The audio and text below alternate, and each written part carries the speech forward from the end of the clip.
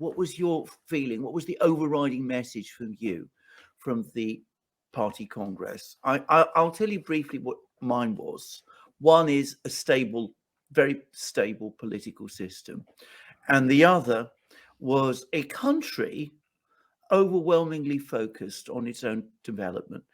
I did not get the impression that this was a congress of a party and of a government that has any vision for world conquest or anything of that kind, which is what people talk about. I mean, I would invite people to read the papers. There's a vast amount of literature that the Congress produces. But anyway, that was my impression. What was yours? Right. So the work report that you're referring to that Xi Jinping presented, yeah, it was, I mean, depending on how, which document you read, it could be anywhere between 64 and 80 pages long. So it was a very comprehensive report.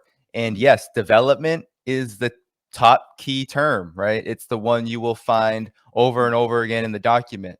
And another thing that is being emphasized, and what struck me, was this concept of modernization, and how China and the Communist Party of China is differentiating that now, much, I think, more sternly and firmly than it had before, that China's modernization, what it calls socialist modernization, is going to be Chinese modernization. It's not going to be copying the West. It's not going to be copying the United States. It shouldn't be any surprise because China places a high priority on sovereignty.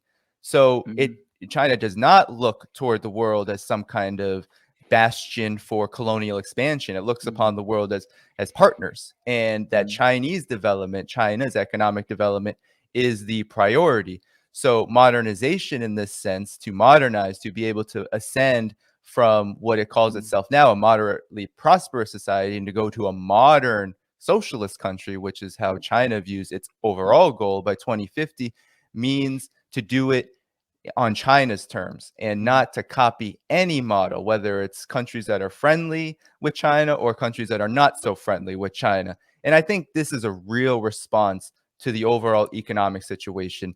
The work report, Xi Jinping cited these kind of dark storms, right? These heavy winds that are here now and that are coming. And so there's a huge awareness of, I think, one thing that struck me, of the fact that the world situation is in a very delicate and crisis-ridden place, that there are external actors, that there are external foes that are seeking to undermine China. And I think that was one of the big differences here, because 2017, this in the last CPC Congress, this was kind of emerging still. There was kind of like a 5-year pivot to Asia that had happened. Donald Trump, of course, was ramping up the rhetoric, I think more for political reasons. But from Obama's second term to the beginning of the Trump administration, there was a feeling of more hostilities, but still the relationship was quite normal. Now the situation has changed entirely. And one of the key differences for me was that while there was such an emphasis on development and on modernization and on what China is going to do to meet its goals and priorities to improve the standard of living of people and focus on high quality development rather than just development for development's sake, I think a real rebuke of, like, there is no alternative neoliberal model of just trying to get a few people rich. There's a real now focus on how does everyone become rich, or how does everyone become prosperous. But at the same time, there was firm statements made about how China is prepared to defend itself. And I think in relation to Taiwan, while the policy has not changed, one of the key additions that I saw was that no longer is peaceful reunification said without the understanding and the very clear articulation that if China needs to use military force to defend itself and to defend its sovereignty on the question of Taiwan, that it will. And I think that was a really key addition, because it re-emphasized peaceful reunification. There's no interest in war, but just even what has transpired in the last 6 months around Taiwan has given China a lot of consideration around how this is a big possibility. What Nancy Pelosi did and what a number of U.S. officials have done to trample on agreements that they've had for decades, the China and the United States, that sent a pretty clear message of where the U.S. and where its allies are going on this Taiwan question. So China and the CPC are being very clear that if conflict is where this is going, then China will prepare for that. Absolutely. Can I just say one thing, which is that as a person who lived through the Cold War, and as somebody also who studied Russian history and Russian politics when I was myself, you know, a graduate student, there is an echo of all of this for me. What you've just been saying about China developing in its own way, following its own model, basing itself on its own, Chinese heritage, if you like. Because, of course, that's exactly what they were saying in the 1970s. Only this time they were addressing the Soviet Union. They were saying, we're going to build China socialism with Chinese characteristics. Now, the whole point about that period, the 1970s, is that in those days, the Soviet Union still insisted that socialism was what it had done and which everybody else who wanted to be and aspired to be a socialist or a communist, they had to follow that orthodox, if you like, Soviet model. So when the Chinese come along and say, well, we're building our own type of socialism, that was, to my mind, one of the things that alarmed the Russians of that period, the Soviets of that period, most about China then.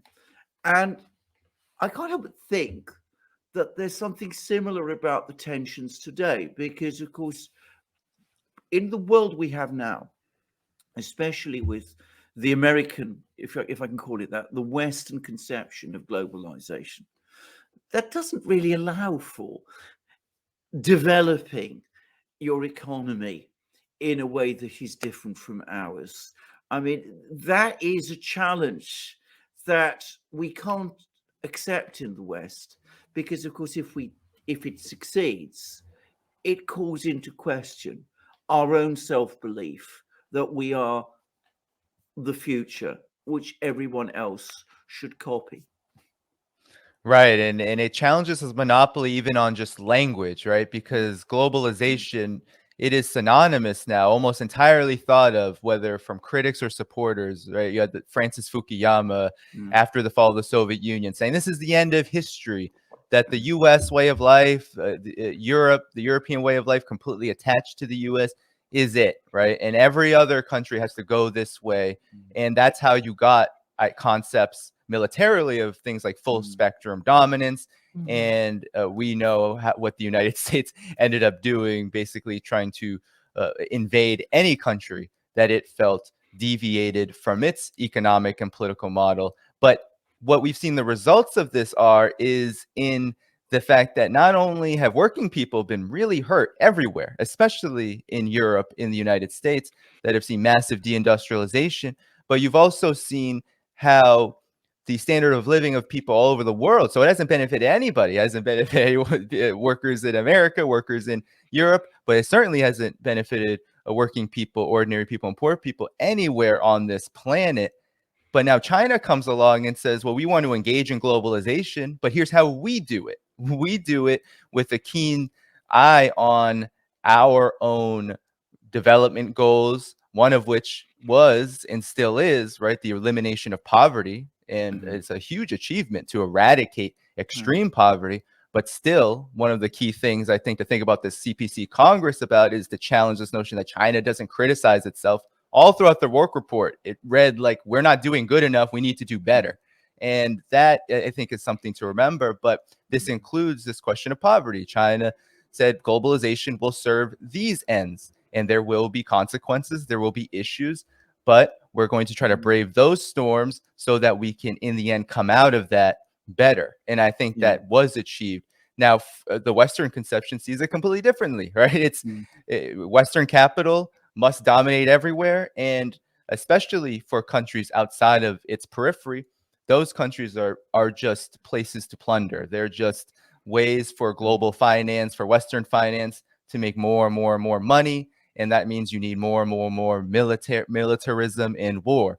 So mm, those are the key differences. And I think it frightens the West mm, now that China is ascendant. China is going to be the biggest economy in the world, mm, short of some kind of nuclear catastrophe in the next 5 years. It will be.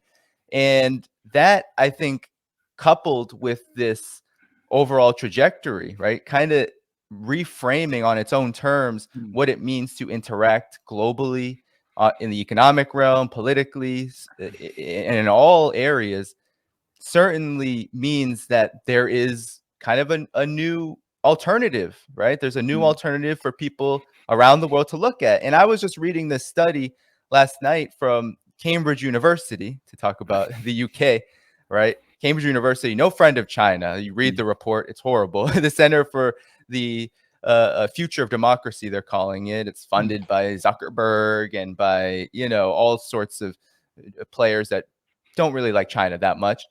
So what they were very concerned about is how the world is divided in the global south. 6.2 billion people, they say, have incredibly favorable views of China and Russia, right? Somewhere between 66 and 75% of all respondents mm, upon 30 surveys said mm, that China and Russia are favorable allies. They're trustworthy.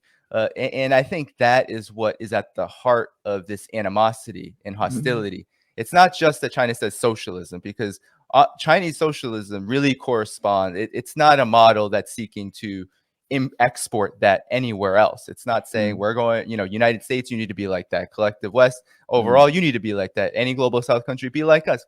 China never says that. You won't find any document, any speech to indicate it. But mm. what frightens, I think, the collective West about China is that countries, people around the world in these places that have not benefited from Western-led Mm. globalization might look to China, and they are looking to China for an Yeah, alternative development model. it is both different and successful. And that combination is one that people in the West basically can't stand. But of course, there is something else about this, which is, and you touched on it in your comments about, in a couple of years, one way or the other, it will become officially the world's biggest economy. It probably is already, by the way, in purchasing power parity terms. It certainly is. In terms of manufacturing power, it definitely is. You can do things with exchange rates and money values and make it seem that it's not. But anyway, sooner or later, it's going to be accepted that it is. But the point is, throughout its history, throughout its modern history, ever since it emerged as the world's leading global power, the United States has always been richer and economically far more powerful than any one of its adversaries. And going back beyond the United States, the same was true of the British Empire. And of course, if you're talking about the Western world, well, it was economically dominant since at least the end of the 18th century. And you could argue even before that. What is at the root, in my opinion, of all the chaos and stress in the world today is the rise of China, the country that is outside the Western system, that is culturally not part of the West, that is succeeding, that its economies now is likely to become, if it isn't already, the world's biggest, is confronting the United States, in other words, with an adversary that is richer potentially and economically more powerful than itself. And of course, it's also not part of the West. And that has changed everything. And that, we talk a lot about Russia on the Duran, because, that's my background. But of course, we wouldn't be talking about Russia. Russia wouldn't be an issue if there wasn't this Chinese colossus, coming over the horizon. And I think that this is what has caused such a freak out, if I can put it like that, on the part of so many people, especially Washington, but you also see it in London as well. The British media is full of scare stories about China now. Have they any cause to be? Is China a danger? Is there something about China that once it becomes the world's biggest economy, it's established as the world's biggest economy, that it's a threat to our way of life here in the West? Well, if we take just what we can see and understand, right, what's present, China's current policy toward the collective West and what it says about relations, then no, it's similar to Russia. Up until even just the last few years, Russia was very open to cooperating with the West. It wanted, right, to have deep relationships, especially economic relations with the West, especially with Europe, but not excluding the United States. And the same has gone for China, maybe to an even bigger degree, because China does have already very deep economic ties with the United States and the EU countries. So if we just take, for example, this Friday, right, Olaf Scholz, he's going to Beijing, and they're talking about, if you read Chinese media, they're saying, this is great. We want to have stronger bilateral ties. But Zhao Lijian and the foreign ministry in China, their spokespeople, they're saying we can't be too optimistic because not of our own doing. They want to be optimistic. They want better ties, but they know that Germany and much of the EU is fighting America's wars, and one of America's wars is containing China. They say it as much. China and Russia are lumped together in this great power conflict, right? Biden calls it strategic competition, but it's the same thing as great power competition. So they're not optimistic, so to speak, on whether these will be as fruitful, these talks will be as fruitful as they can be. But nonetheless, we see that China wants to be close to Germany, wants to be close to all countries. And I think where this idea of a threat comes from is a lot of these propaganda war talking points. It comes from viewing China from the lens of people like Adrian Zenz and these kind of US backed funded propagandists who work for major think tanks, and they create narratives just like what the United States did with Russiagate against Russia. There's been a lot of just very strange, downright dehumanizing narratives about China to make it seem like if China ascends to this world superpower status, just in terms of economic scale, that it's going to do exactly what the United States has done, or maybe even worse. It's going to not just wage war on the planet, but it's also going to undermine all things, including these individual freedoms that are often hyped up with China, right? Press freedom, and perhaps they'll be spying on us even harder than the U.S. already does. So there's this I think image of China, this like yellow peril image from back in the 19th century, but now melded with this McCarthyist way of thinking, and also this newer version, right? It was back in those times, China was a very poor country, whether it was completely divided and in complete and utter shambles because of the Opium Wars, or whether it was still a very, very, very underdeveloped country coming out of its revolution, the Chinese Revolution. Now the situation is different. Not only is China saying it wants to chart a sovereign path, it just hosted Vietnam's president, Vietnam's general secretary of the Communist Party of China, to send a strong message to the United States that we're united. Not only is it doing things like that, saying we're going to build partnerships with everybody and we're not going to allow the U.S. to sow discord, but it's also going to do it in a manner that does fundamentally challenge how the U.S. wants to do things. China doesn't want to make Europe its vassal. The United States wants to do that. China doesn't want to make the African continent its vassal, but the United States wants the African continent to be as unstable as possible because that is more favorable to its military position as well as its economic model, which doesn't really have much to offer. It doesn't really have the manufacturing capacity to compete. It doesn't have the ability to build some of the projects that China does. So it says, if the African continent is unstable, then we can put our military there and we can make sure that the African continent is where we want it to be, which is poor and very vulnerable to exploitation from the outside. I mean, can I just make my own observation here? Because if you're talking about the real threat to democracy and democratic freedoms in the West, it seems to me that we don't have to look to China. We only have to look at all kinds of people who are very busy doing all kinds of things here in the West itself. I mean, you were talking about social media problems, and we're not going to go into that. But I mean, I think we all know what I'm talking about. And it seems to me you don't have to look for a Chinese hand. We've got plenty of that going on already. Can I just ask though, because it's obviously the question that has to be asked. I mean, what is the Chinese people's relationship to their government? I mean, How do Chinese people relate to the CPC? Do they follow the events of the Congress? I mean, is this something people in China care about? Are they interested in what happens there?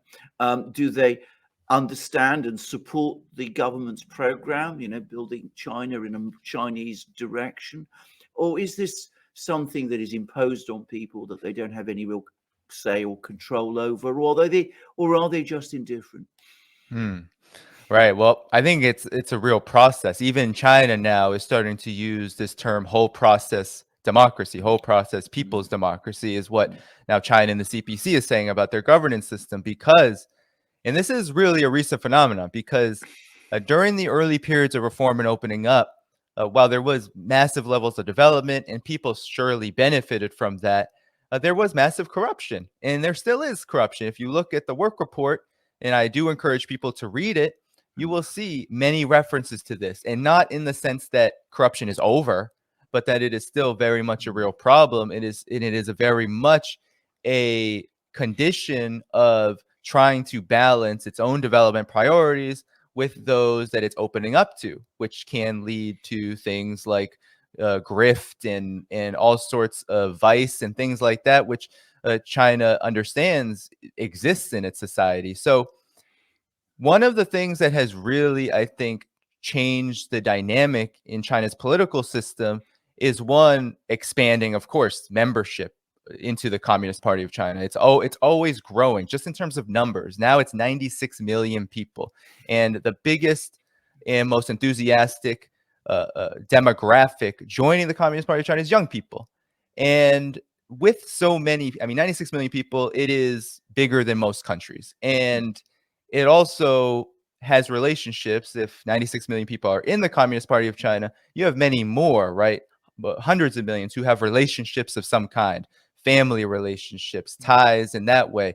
And so there's just even that level of basic involvement.